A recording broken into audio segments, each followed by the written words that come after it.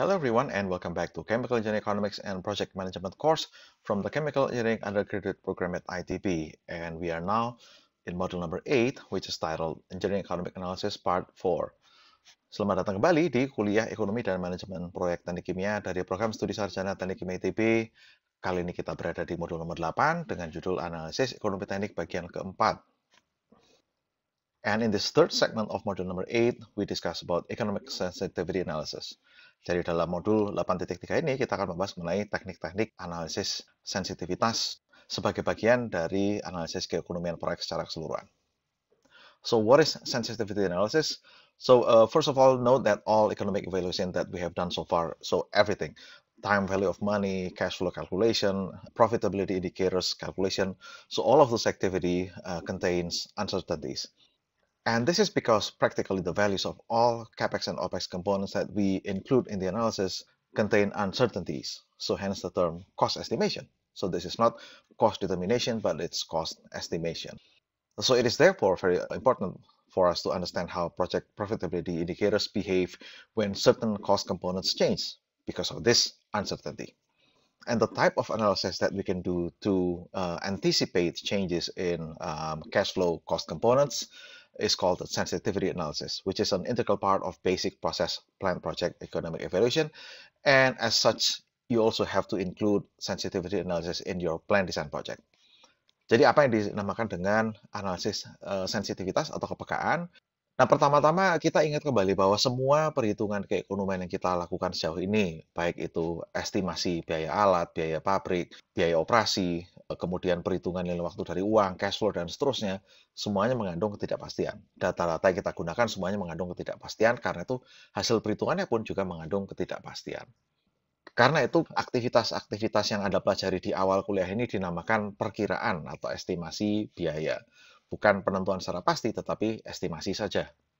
Karena demikian, maka sangat penting bagi kita untuk memahami bagaimana indikator-indikator kelabaan proyek itu berlaku jika sebagian dari komponen-komponen aliran dana atau variabel-variabel aliran dana berubah nilainya. Dan analisis kepekaan ini merupakan bagian yang tidak terpisahkan dari evaluasi kelayakan ekonomi proyek secara keseluruhan, karenanya ini juga harus menjadi bagian dari tugas akhir rancangan pabrik Anda. And these are the typical key variables for process plant projects. And of course, it is impossible and in fact impractical to include all OPEX components in the analysis. Some analysis do involve CapEx components, but it's a little bit unusual. When people say that they want to do sensitivity analysis, usually they only include OPEX components and not including the CapEx. The following are variables that are usually, please underline the word usually, okay, included in process plant economic analysis, because other industrial segments may behave differently. So this is the typical behavior of process plant economics. First one is cost of raw materials, and frequently cost of raw materials is the number one cost component in the COGS structure of chemical products. This is an example on the right-hand side here. This is the COGS or cost of goods sold. In Indonesian word, that's probably close to harga pokok produksi. Okay, so this would be the price associated with the product as it comes out of the plant doors. Okay. This is for Portland Cement Plant, which we did in 2015. And actually, for Portland Cement Plant, the raw material is not the major portion of the OPEX because, as you all know, raw materials for Portland Cement Plant is really cheap. In fact, it has to be very, very cheap. Otherwise, the cement plant will not be economical. Now, the number one cost driver for Portland Cement Plant is actually the fuel, which is, in this case, is coal. That's number one. And number two is electric power. So going back to our list on the left-hand side, number two is cost utilities, especially fuel or energy, pricing of products and byproducts, production rate or revenue, interest rate, DER, which we have discussed in the previous segment, or debt to equity financing ratio, and finally tax rates. Again, I should emphasize that these are the typical variables that we do in the analysis of chemical processing plants. Other variables might come into play depending on your project. Jadi variabel-variabel apa saja yang biasanya, tolong digarisbawahi kata biasanya dianalisis dalam proyek pabrik kimia. Nah, tentu saja tidak mungkin dan tidak praktis untuk mencakupkan semua komponen OPEX di dalam analisis kepekaan. Dan seperti yang mungkin Anda perhatikan juga, biasanya dalam analisis kepekaan ini capex atau biaya modal tidak dimasukkan. Kemudian dari sekian banyak variabel OPEX, ini adalah yang biasanya, lagi-lagi tolong garis bawahi kata biasanya, penting untuk pabrik kimia. Mungkin dengan urut-urutan yang tidak persis sama seperti ini. Yang pertama adalah biaya bahan baku, kemudian biaya utilitas. Untuk yang ini terutama adalah biaya bahan bakar atau biaya energi. Kemudian harga produk dan produk sampingan. Kemudian laju produksi atau laju pendapatan ya, revenue, omset perusahaan. Kemudian tingkat suku bunga yang digunakan untuk analisis. DER, ya, debt to equity ratio, atau istilah lainnya adalah membandingkan antara analisis yang non-leverage dengan yang leverage. Dan terakhir adalah tingkat pemajakan. Lagi-lagi saya ingin menggarisbawahi adalah bahwa ini adalah hanya sebagian saja dari sekian banyak variabel OPEX yang bisa kita manipulasi dalam melakukan analisis kepekaan. Di sebelah kanan ini contoh saja, ini adalah analisis atau struktur biaya. Nah, ini satu istilah lagi yang cukup penting bagi Anda, cost structure ya, atau struktur biaya. Dalam hal ini yang didefinisikan sebagai biaya adalah COGS, cost of goods sold. Ini kira-kira setara dengan HPP, harga pokok produksi. Jadi ini adalah harga yang dikenakan kepada suatu produk pada saat dia keluar dari pintu pabrik, jadi belum didistribusikan. Nah, produknya adalah semen Portland. Dan ini kajian ini kami lakukan pada tahun 2015. Nah, di sini agak unik ya, di mana raw materials itu bukan komponen biaya nomor satu.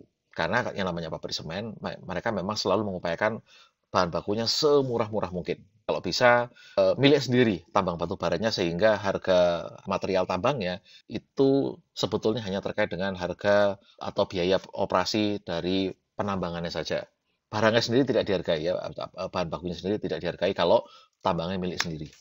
Kemudian yang nomor satu adalah bahan bakarnya atau utility-nya. Dalam hal ini bahan bakarnya adalah batu bara.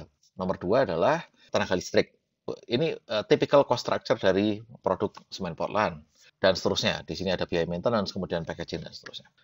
And this is one way of analyzing the sensitivity of projects to cash flow variables, which is called the Strauss plot or spider diagram method, because the diagram looks like the nest of spider. So what we do in this analysis, we construct an XY diagram with the following features. So the origin, or this one here, okay, the 0 point, this refers to the project baseline conditions. And then the x-axis refers to the change in value of cash flow variables as percentage relative to the baseline. And then the y-axis is the change of economic indicators, again, in percent relative to the baseline value. So, and the reason why we plot everything in percentage relative to the baseline is to be able to plot everything on a common scale. And that is important because we can easily overlay several economic indicators for a single cash flow variables, meaning single variable in the x-axis and multiple profitability indicators plotted or overlaid on the y-axis, like I have in the example on the right-hand side here. So the x-axis refers to one variable only, which is percent change in coal pricing. Again, this is the baseline case for coal pricing.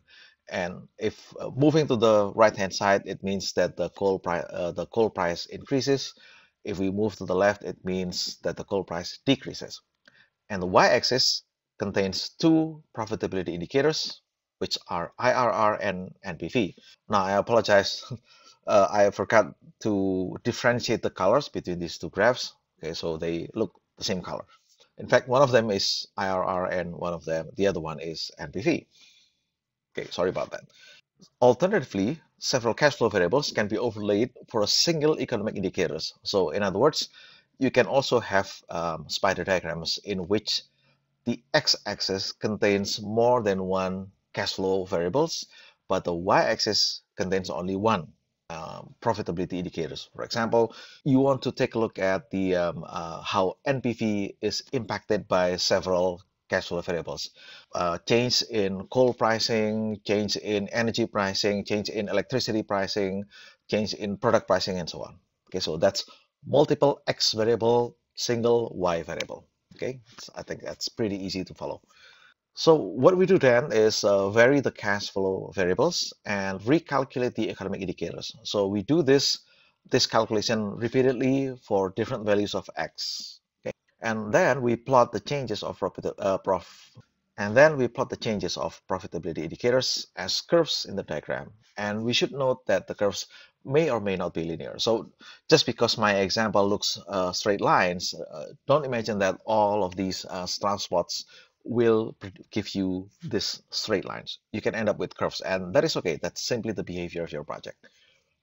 The slope of the curves around the origin point indicates how sensitive those indicators are to changes in certain cash flow variable change. So, for example, here, this one here, I'm not really sure which one is which, but anyway, you can see that the slopes are different. So this profitability indicator is more sensitive to changes in coal pricing compared to this one. So all you have to do is look at the slopes.